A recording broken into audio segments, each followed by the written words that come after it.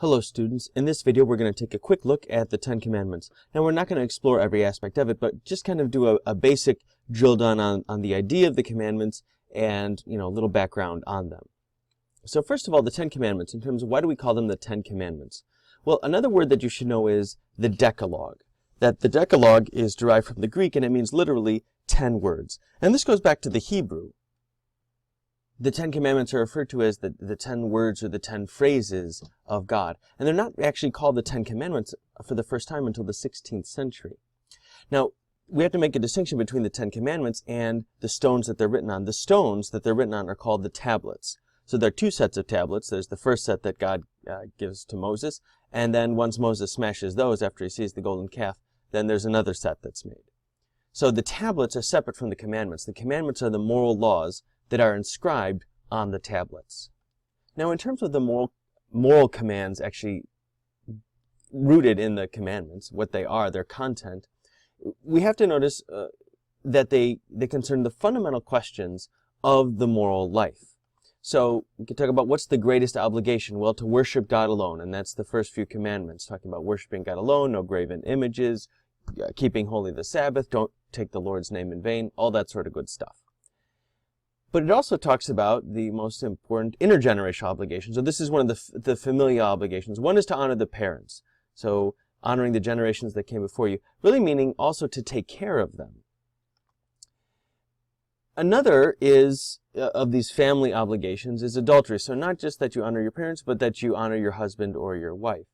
And family is really the crucial building block of the Jewish civilization. And actually, truth be told, of all civilizations. As the family goes, so goes the nation, as they say. There's also the question of personal injury. So obviously the greatest one against a person's physical integrity is murder. You actually kill them.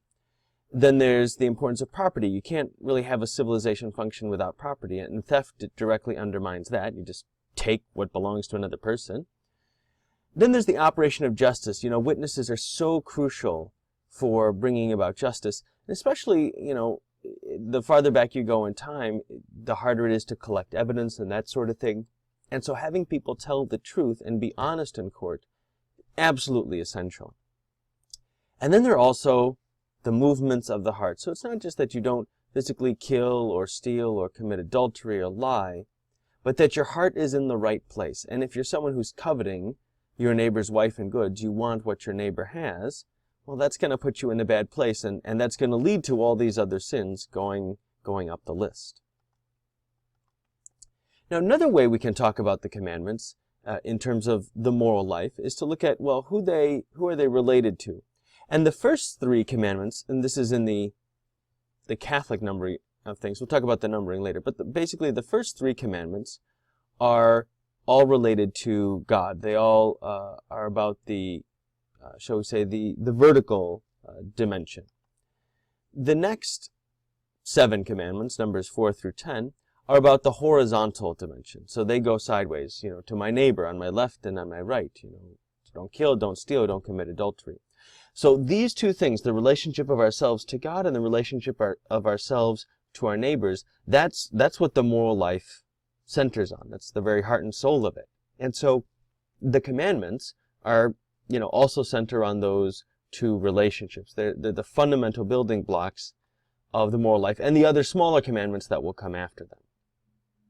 Now, I mentioned earlier there's an issue with numbering.